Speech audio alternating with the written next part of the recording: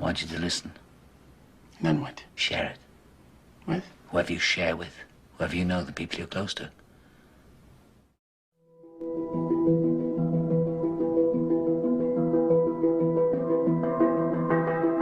Tonight's talk is consciousness, creativity, and the brain. And if you have a golf ball-sized consciousness, when you read a book, you'll have a golf ball-sized understanding. When you look out, a golf ball-sized awareness. And when you wake up in the morning, a golf ball-sized wakefulness. But if you could expand that consciousness, then you read the book, more understanding. You look out, more awareness. And when you wake up, more wakefulness. It's consciousness. And there's an ocean of pure, vibrant consciousness inside each one of us. And it's right at the source and base of mind, right at the source of thought, and it's also at the source of all matter. There is no matter as such.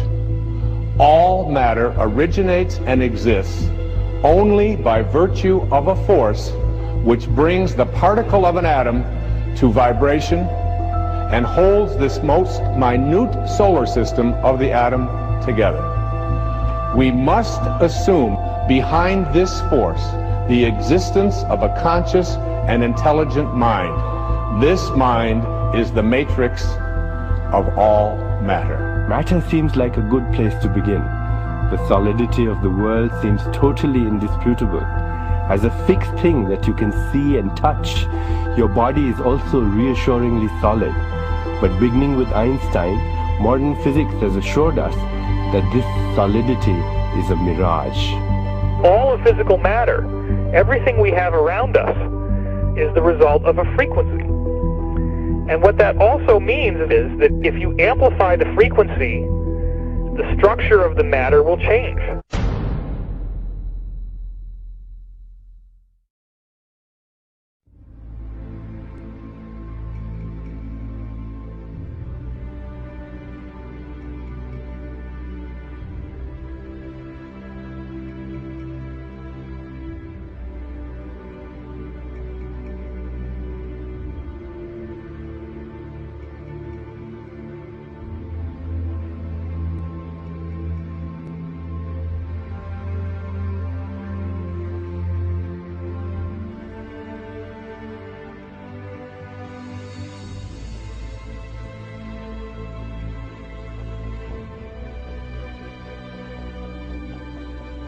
The film you're about to see has no characters, it has no people.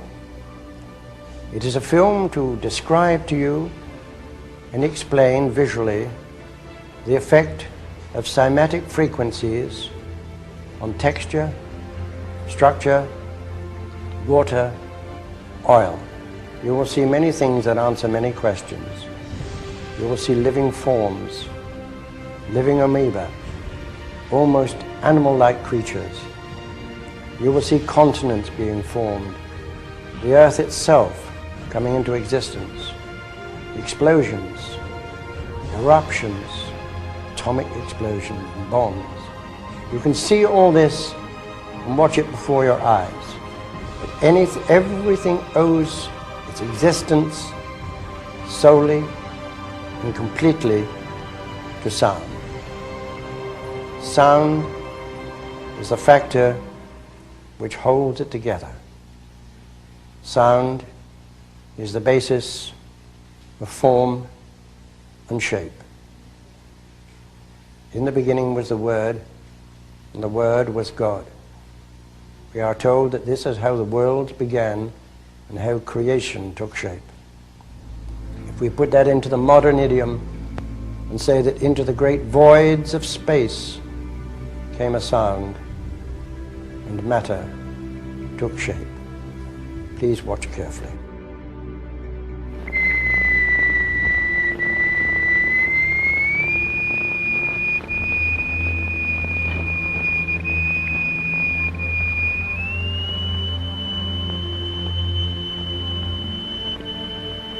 We can also use different shapes of plate. Here we have a triangular plate with a crystal attached to its underside and produce a sonorous figure. We change to a higher note and see a rather more complicated figure.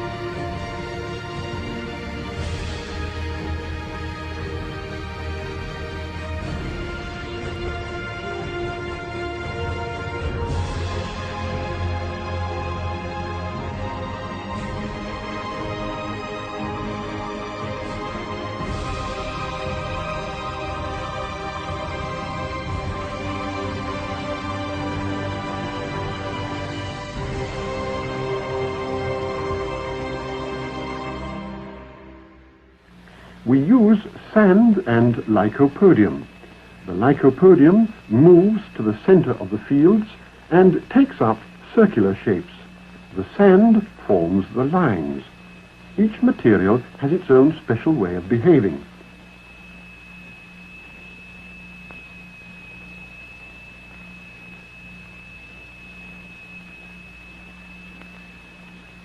Lycopodium alone, a sonorous figure, transition to a mobile flowing phase,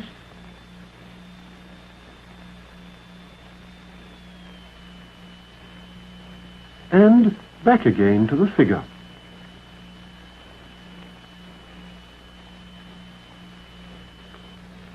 The sonorous figures represent stationary waves, but now we can also observe moving waves.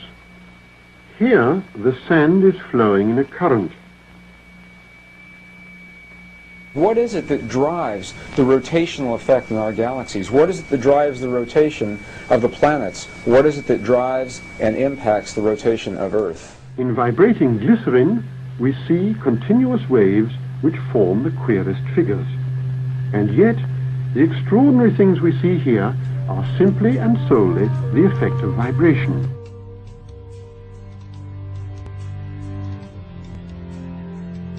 Now, what we've seen up until now are single signals, single frequencies projected into matter. And what you're seeing here now are interference patterns of 2 or more frequencies resulting in a pulse. The pulse of the human heart, the pulse that drives the blood through the veins in your bodies. What is your heart responding to? Where does that pulse come from?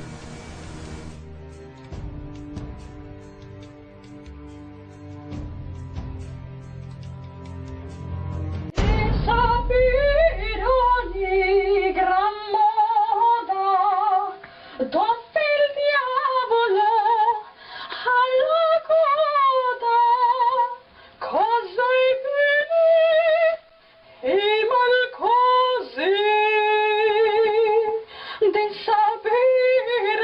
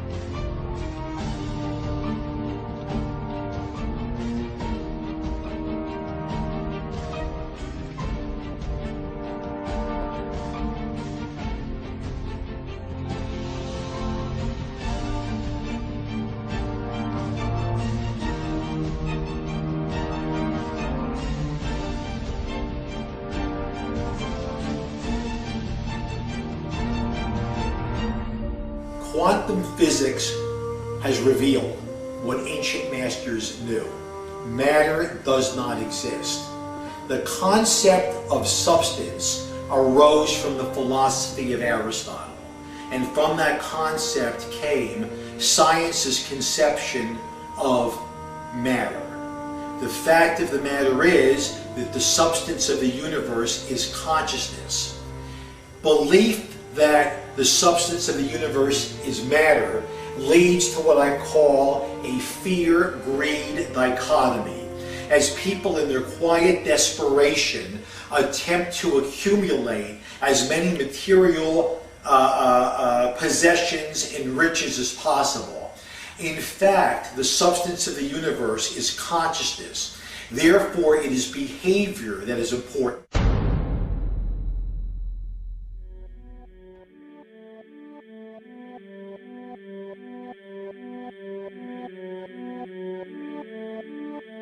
The daily life we perceive with our five senses is not reality. Quantum physics has shown that space and time are illusions of perception. Therefore, our bodies cannot truly be a reality if they occupy this space. Ernest Rutherford performed an experiment in Manchester that revealed to him the shape of the interior of an atom. Scientists were shocked to discover that the atom is almost entirely empty space. The question then became, how could this empty atom possibly make the solid world around us? Our true consciousness does not exist in our brains or in our bodies.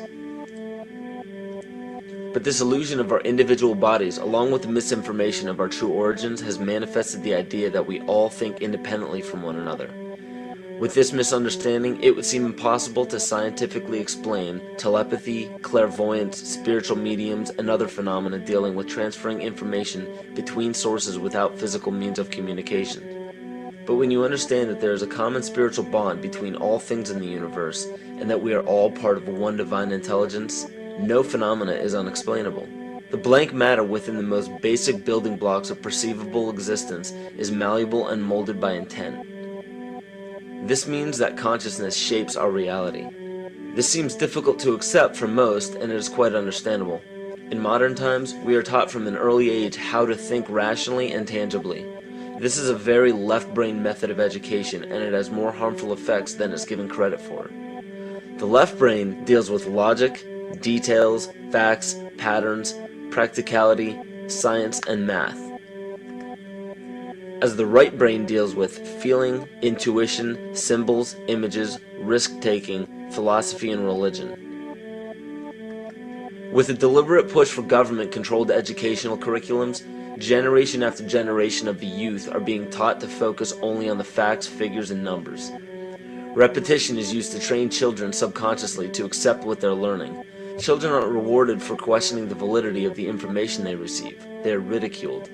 However, the children who blindly accept the information as true and merely regurgitate the information on command when it is time to take a test, those children go on to become the decision makers in our government, law, medicine, business, and every other occupation with power and prestige. The most detrimental effect of being pushed away from holistic thinking with the full brain into a strictly left brain thought is what is known as the suppression of the feminine. Every male and female have both feminine and masculine qualities. It has nothing to do with man or woman. These are represented by the left and right brain, yin and yang, black and white, light and dark, and most every other duality. Both are vital to our spiritual and physical health. So the intangible parts of our existence, such as emotions, are part of the true reality of higher consciousness. If emotions are part of a realm that we cannot experience with our five senses, then how is it that we are all aware of our emotions? What most people believe to be emotions are not truly the emotion itself. What we are experiencing is the physical manifestation of these emotions. Anger causes disturbance in the psyche, which manifests itself in the ego. These manifestations cause the heart rate to increase, body temperature to rise, and spawn many other physical traits that signify anger. Just as music from the radio is a physical manifestation of an intangible signal, our experience of emotion is the physical manifestation of an intangible signal as well. It has been shown that our emotions have a vibratory frequency to them. Furthermore, there are only two emotions that humankind experiences: fear and love. All other emotions branch either directly or indirectly from these two emotions. Fear has a long and slow frequency vibration to it, while love has a very rapid and high frequency. To show that vibration is the very foundation of existence, Hans Jenny developed what is known as cymatics in the 1940s to show that when vibrations of sound are passed through a form of media, there is a set pattern that will follow. When the frequency increases, the media develops into a more complex pattern.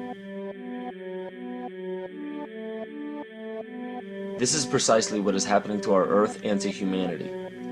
There are 64 possible codes of amino acids in our DNA structure made from 4 elements: carbon, oxygen, hydrogen, and nitrogen. By any means of logic, we should have all 64 codes activated within our DNA structure. Yet we presently only have 20 active codes. And of these 64 possibilities, it appears that only 20 of these codes are turned on right now for us, the 20 amino acids. There is a switch that turns off and turns on where those coding sites lie, and that the switch for that turning off and turning on is what we call emotion. And this is the first time that we've ever seen the patterns of emotion directly physically linked to human genetic material. Well, fear is a long, slow wave of emotion. So this wave of fear is a long, slow wave and touches relatively few sites on this DNA. So an individual living in fear is limited to the number of antennae that they have available to them, whereas an individual living in the pattern of love, this is love in DNA, you can see it's a higher frequency, shorter wavelength. We have many more potential sites for coding along that genetic pattern. This information, this is amazing. This is the first time we've ever had a hard digital link between emotion and genetics. This is important to understand because another researcher named Vladimir Popanov measured tiny particles of light called photons inside a vacuum tube. The photons were scattered as expected. A sample of DNA was then entered into the vacuum tube and they measured the photons again. They found that the particles of light aligned themselves along the axis of the DNA. Then, as they removed the DNA sample, the photons remained aligned to the same form of the DNA even though no DNA was present. This is what is known as the phantom DNA experiment. Science has now bridged a very important gap between physical and ethereal, or spiritual. Our emotions directly affect the structure of our DNA, which directly shapes the physical world we experience every day. So the messages left by the ancients that we've explained here were more than just prophecies about a one-world government or a new world order. We now understand why the study of the heavenly bodies were so important. The rotation and orbit of all that makes up our universe serves as a clock to map changes and transitions.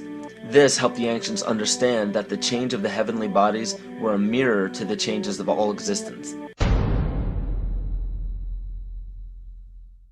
Ron Sakerly, Department Chairman, Chemistry, University of California, Berkeley, showed that DNA acts as an antenna for cellular upregulation. The primary function they taught us about what DNA is about. It's a receiver and transmitter of photons, light and phonon sound. For what? Cellular upregulation, meaning that their water molecules, the pyramid power around the DNA spiral energizing strands, are taking in the spiritual energy of love vibrations and then sending it out for manifesting, precipitating in a quantum field, the physical matter of the body.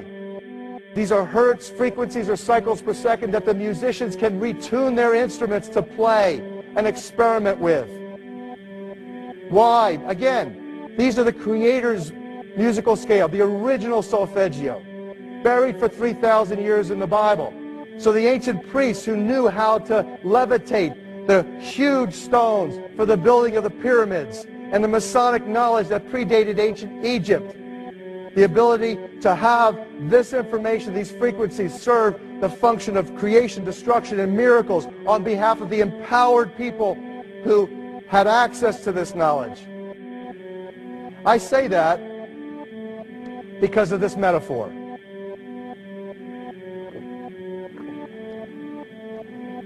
This is the difference between the power of our Creator and anything else, particularly evil.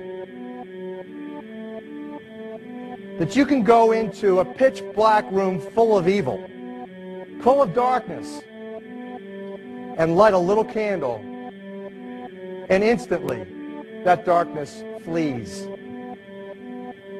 But you can't do the opposite.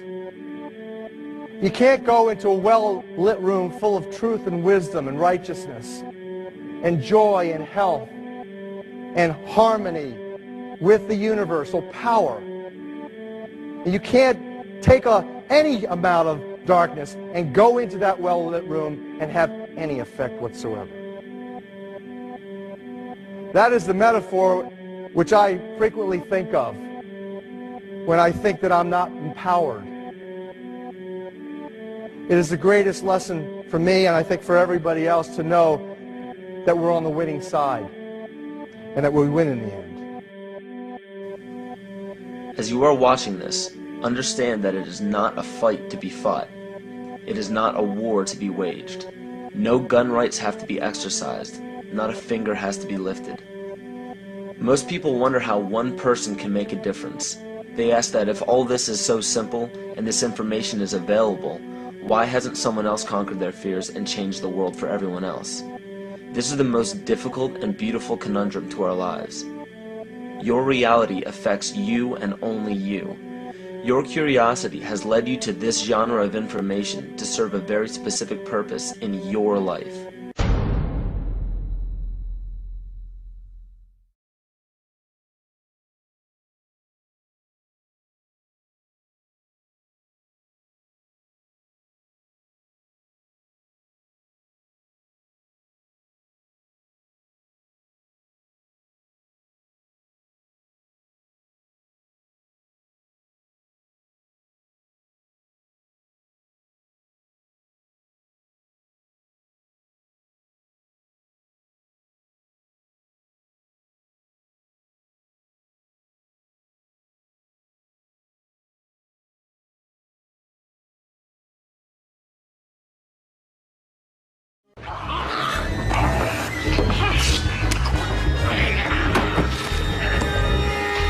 So who is in control? Huh?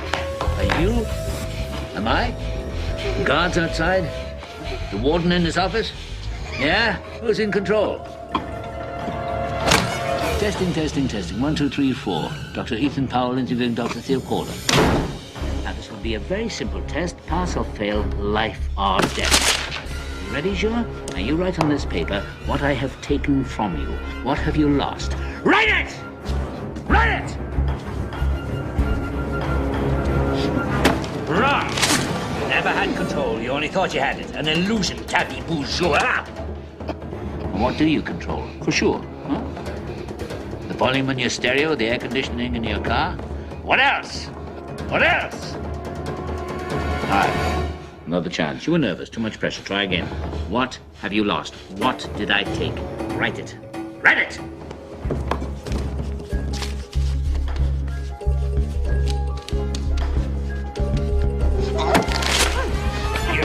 Sure. Do you think you were free? Where were you going at 2 o'clock today? Into the gym, right? In the morning, your wake-up call. In the middle of the night, when you wake up sweating with your heart pounding. What is it that has you all tied up, Joie? Tied up in little knots? Is it ambition? Yeah. You're no mystery to me, boy. I used to be you.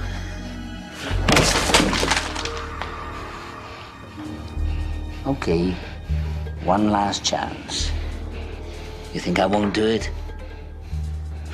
That's one psychiatrist less to the world. I'm already deep in the pit, so what can they do to me? Last try. Get it right. What have you lost? What did I take from you? Write it.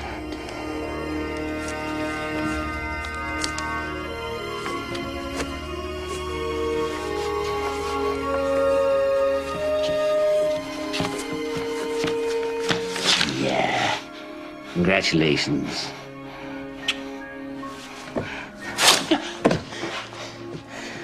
You're a student after all.